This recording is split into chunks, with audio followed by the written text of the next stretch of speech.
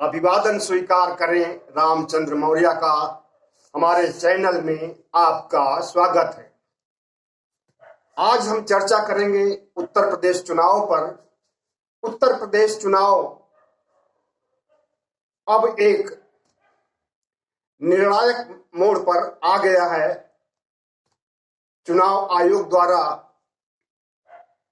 अधिसूचना भी जारी होने वाली है कुछ ही दिनों में, और सभी राजनीतिक पार्टियों में बेचैनी है, खामोशी है, लेकिन काम करने के लिए, अपने को अपनी मौजूदगी दर्ज करने के लिए वो एक तरह का आत्मविश्वास दिखा रही हैं।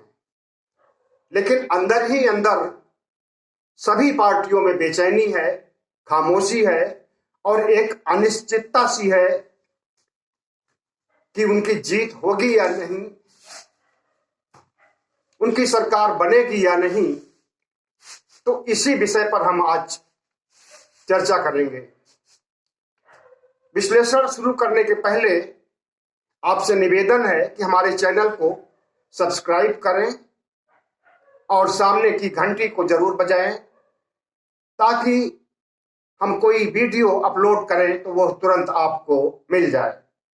तो साथियों, 2017 और 2019 में जिस तरह से भारतीय जनता पार्टी को उत्तर प्रदेश में बढ़त मिली है, उसके आधार पर कहा जाने लगा था कि अब उत्तर प्रदेश संघ की हिंदुत्व की प्रयोगशाला हो गई है और हिंदू वोटरों के बूते भारतीय जनता पार्टी के अभेद्य दुर्ग को, अभेद्य किले को कभी भी परास्त नहीं किया जा सकता है। और लगभग 6 महीने पहले तक यह भी कहा जाता रहा कि भारतीय जनता पार्टी के सामने विपक्ष कहीं दिखाई नहीं दे रहा है। अखिलेश यादव घर में के अंदर कैद रह करके सिर्फ ट्वीट करते हैं। मतदान क्षेत्रों में या समाज में या गरीबों के बीच, पिछड़ों के बीच अपनी उपस्थिति दर्ज नहीं कर रहे हैं। इससे उनकी पार्टी में इतनी ताकत नहीं है कि वो भारतीय जनता पार्टी को हरा सके।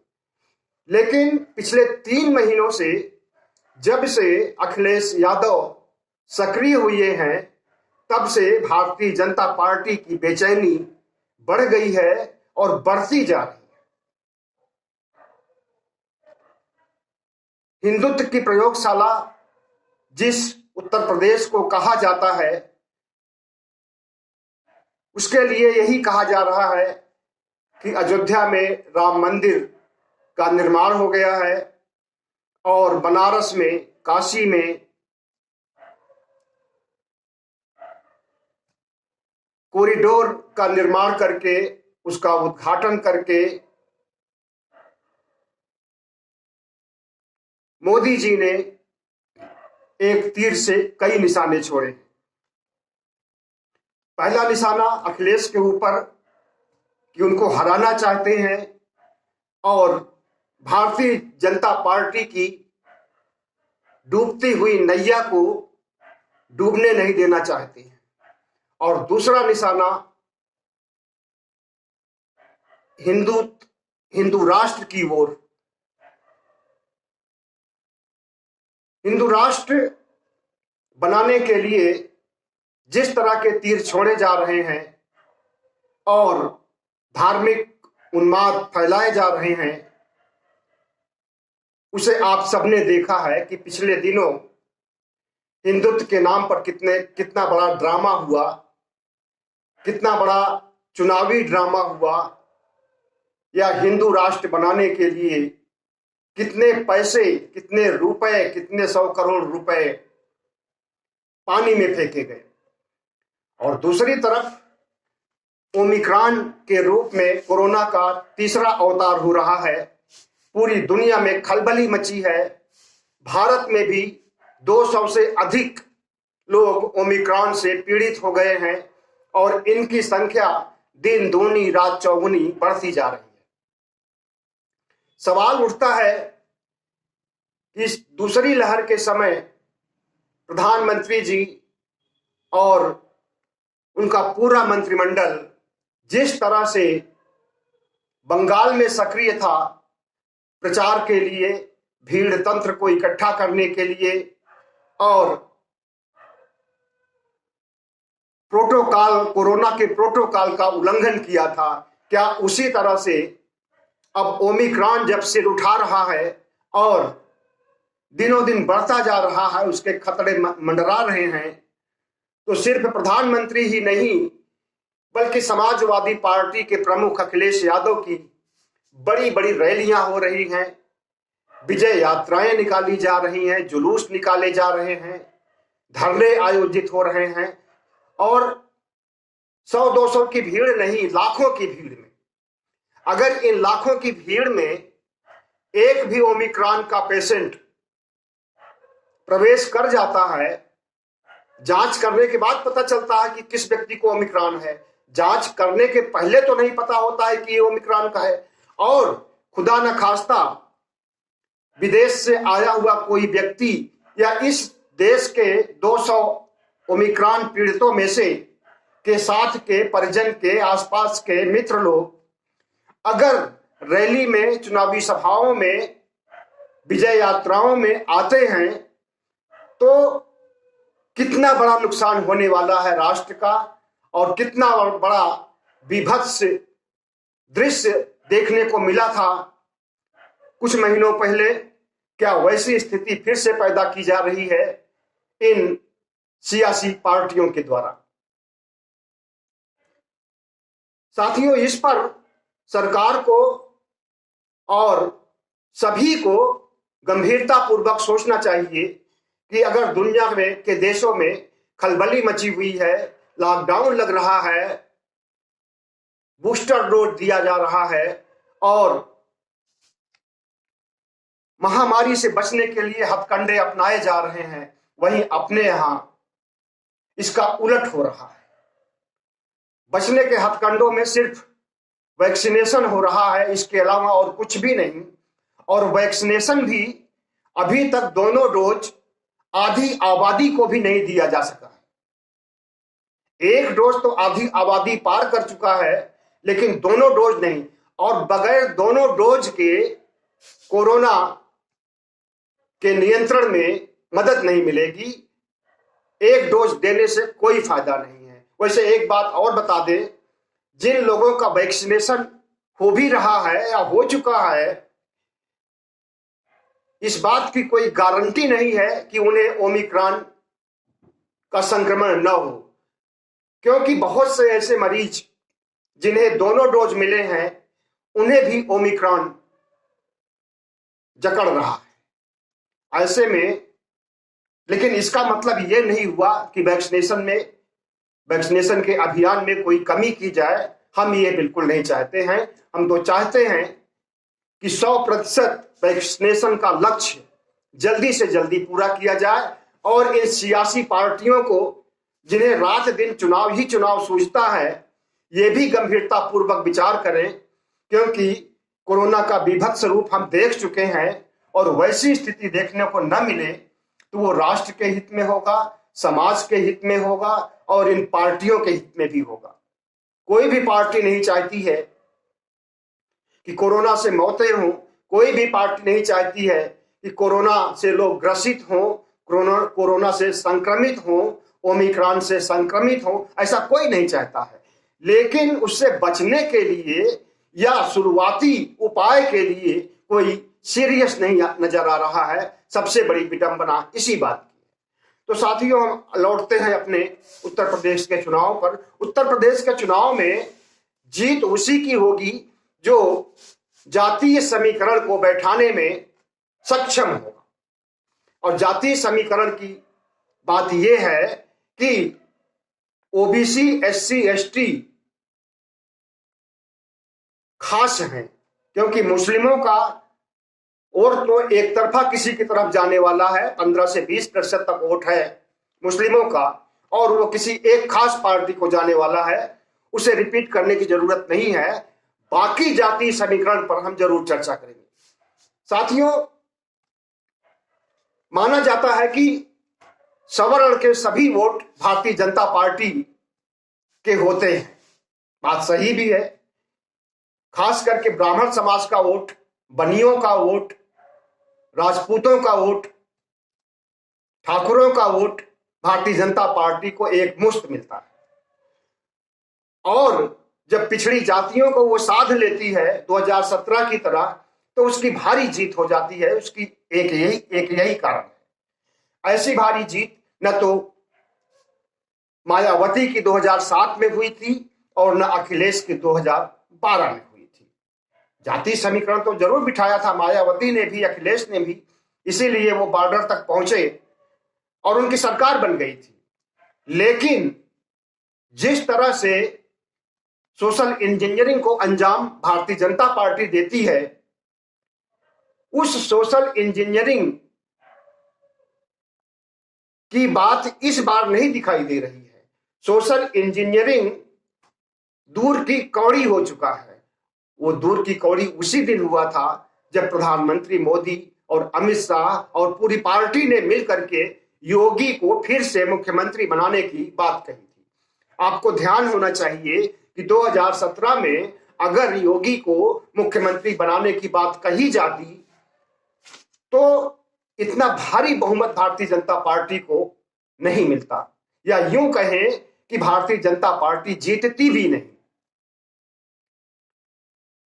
उस समय कुशवाहा मौर्य के लोग ये समझ रहे थे, जो पिछड़ी जाति से आते हैं, उसमें अति पिछड़े भी होते हैं, वो ये समझ रहे थे कि अखिलेश यादव को केशव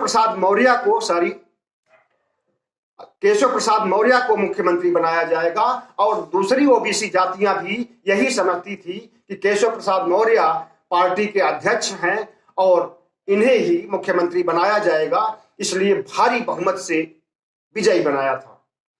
लेकिन पिछली गलती इस बार ओबीसी, एससी, एसटी नहीं करने वाले हैं। मुस्लिम ने तो पिछली गलती पहले भी नहीं की थी, इस बार भी नहीं करेंगे। उनका तो एक निश्चित है कि समाजवादी को कुछ वोट जाएगा और कुछ वोट, थोड़ा वोट बीएसपी को और थोड़ा वोट कांग्रेस को।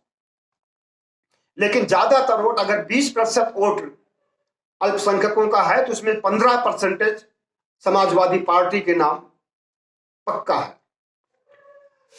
साथियों, बाकी ओबीसी जातियों में कुशवाहा मौर्य का वोट भी इस बार, चूंकि केशव प्रसाद मौर्य को मुख्यमंत्री की फेहरिस्त से, मुख्यमंत्री की दौड़ से बाहर कर दिया गया है, इसलिए उन्हें कुशवाहा मौर्य समाज का 14% वोट नहीं मिलने वाला है और कुशवाहों का वोट बटेगा इस बार। कुछ वोट जनाधिकार पार्टी, जो कुशवाहों की पार्टी है, बाबू सिंह कुशवाहा उसके अध्यक्ष हैं। पहले ये मायावती में कद्दावर नेता थे, मायावती सरकार में मिनिस्टर थे, कैबिनेट मिनिस्टर थे। उसके बाद उन्हें पार्टी से निकाल दिया गया था। उसके बाद वो अपना संगठन बना करके जनाधिकार पार्टी का आज इस मुकाम पर हैं कि वो कुशवाहा का लगभग आधा वोट खींच ले जाएंगे। इसी तरह से सम्यक पार्टी है और भी पार्टियां हैं, छोटी पार्टियां, उनमें भी वोट बटेगा। लेकिन एक बड़ा वोट का समुदाय, बड़ा वोट का समूह समाजवादी पार्टी के साथ जाएगा, क्योंकि समाजवादी पार्टी में कुशवाहा भी हैं, मौर्य भी हैं। और दूसरे, जिस तरह से केशव मौर्य को उप मुख्यमंत्री बना करके मुख्यमंत्री किसी और को बनाया गया, उस बात की नाराजगी है। और सबसे बड़ी नाराजगी इस बात की है, गांव में बहुत चर्चा होती है इस बात की, कि केशव प्रसाद मौर्य को स्टूल पर बैठाया गया सार्वजनिक सभाओं में, एक बार नहीं कई बार। और इस बात से भारतीय जनता पार्टी का आला कमान भी वाकिफ होगा। ऐसी बात नहीं है कि उसकी नजर में ये बात नहीं हो। लेकिन इस छुआछूत के निवारण के लिए न तो योगी पर डांट पड़ी है और न कोई उन्हें गाइडलाइन दी गई है। तो इससे जो है योगी की एक ब्राह्मणवादी छवि सामने आई हुई है और कुशवाहा समाज, मौर्य समाज अपने को अपमानित महसूस कर रहा है और इस अपमान का बदला वो वोट के रूप में चुकाना चाहता है। ज्यादातर वोट समाजवादी पार्टी को जाएगा, कुछ वोट जनाधिकार पार्टी को, कुछ सम्यक पार्टी को और कुछ कांग्रेस को जाएगा। अब रही पटेल की बात, तो अनुप्रिया पटेल भारतीय जनता पार्टी की घटक दल है।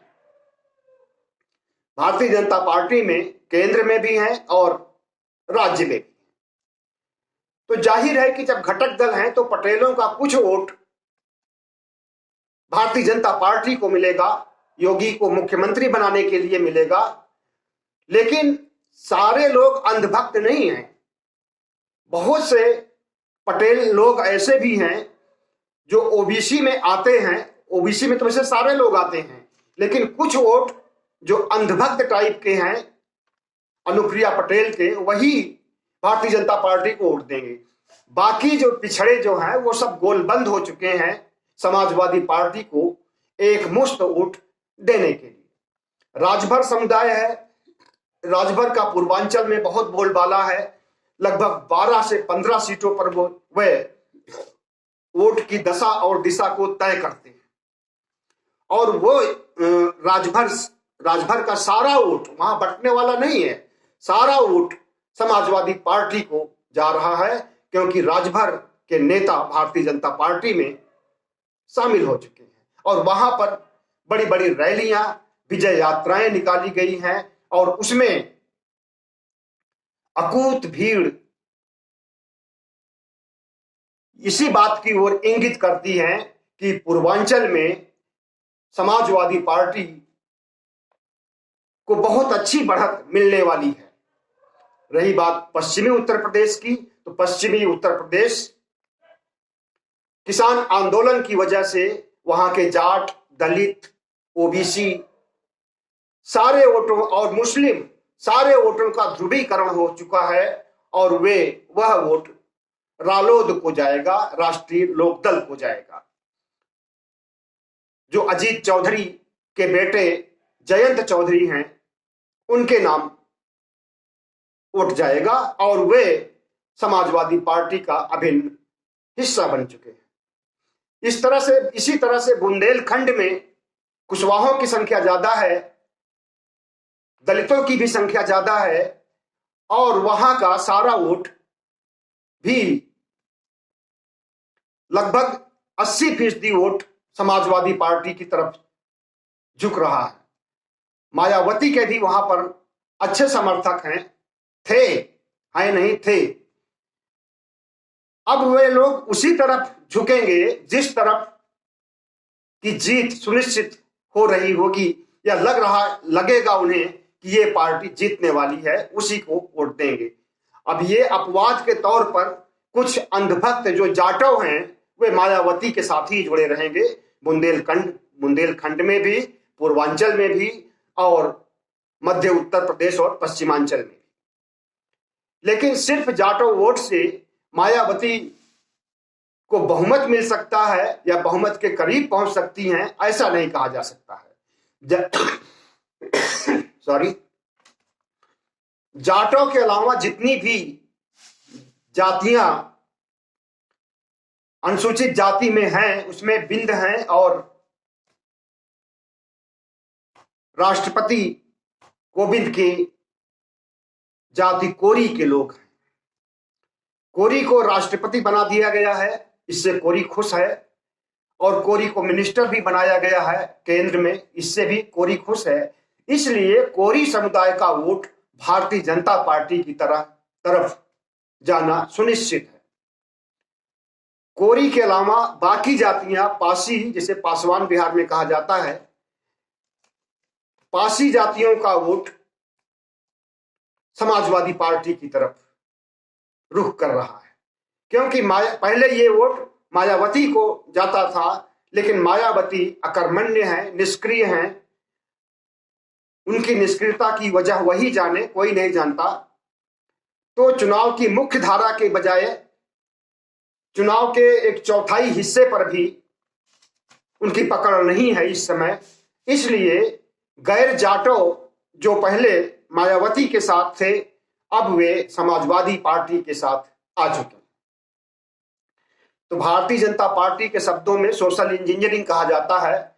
पिछड़ी जातियों को, दलितों को, बहुजनों को साधना सोशल इंजीनियरिंग कहा जाता है। और इस सोशल इंजीनियरिंग की शुरुआत काफी टाइम पहले कल्याण सिंह ने किया था, जो लोधी जात से आते थे, और उसी को आगे बढ़ाया है। पिछले साल प्रधानमंत्री मोदी ने पिछड़ी जातियों को गोलबंद करके और उन्हें उनका वोट हासिल करने के लिए स्वामी प्रसाद मौर्य को लाया गया बीएसपी से, केशव मौर्य को और ताकतवर बनाया गया। पहले से ताकतवर थे, वो तो पार्टी के अध्यक्ष थे। इस तरह से जो हथकंडे अपनाए गए थे, वो हथकंडे आज भारतीय जनता पार्टी ओबीसी को पटाने के लिए नहीं अपना सकती। और दूसरी बात, ओबीसी का वोट न मिलने का कारण भारतीय जनता पार्टी को यह भी है कि उसने ओबीसी जनगणना को नजरअंदाज किया है और एक बहुत बड़े खतरे को मोल लिया है। आरक्षण की विरोधी भी मानी जाती है भारतीय जनता पार्टी, धर्मनिरपेक्षता की विरोधी मानी जाती है। इन सब वजहों से भी भारतीय जनता पार्टी को ओबीसी के वोट नहीं मिलने वाले हैं। और महंगाई, बेरोजगारी, कोरोना से हुई मौतें, स्वास्थ्य इंफ्रास्ट्रक्चर का न होना, स्वास्थ्य इंफ्रास्ट्रक्चर की कमी की वजह से मौतें ज्यादा होना, लाखों मौतें होना, इस सब से दुखी, पीड़ित कभी भी भारतीय जनता पार्टी को नहीं जिता सकते हैं। एंटी इनकम्बेंसी भी उनके साथ उनका पीछा नहीं छोड़ेगी। और उत्तर प्रदेश के चुनाव में पहले जैसा कि लगता था कि भारतीय जनता पार्टी को बढ़त मिल सकती है, आज की तिथि में वैसी स्थिति नहीं रह गई है। जितने भी सर्वे आए हैं या आ रहे हैं, उसमें समाजवादी पार्टी को बढ़त में दिखाया गया है और भारतीय जनता पार्टी को घटत में दिखाया जा रहा है। तो साथियों, इस बढ़त और घटत में और बड़ा अंतर होने वाला है और भारतीय जनता पार्टी का ताबूत बहुत जल्दी उत्तर प्रदेश से उखड़ने वाला है। उसका धर्म का हथकंडा, धर्म की अफीम जो खिलाई जा रही है, वो काम नहीं करेगी और उत्तर प्रदेश हिंदुत्व की प्रयोगशाला इस बार नहीं बनेगा और लोकसभा चुनाव में भी नहीं बनेगा। इनका हिंदू राष्ट्र का सपना धरा रह जाएगा। बहुत बहुत धन्यवाद। सब्सक्राइब कीजिएगा, लाइक कीजिए।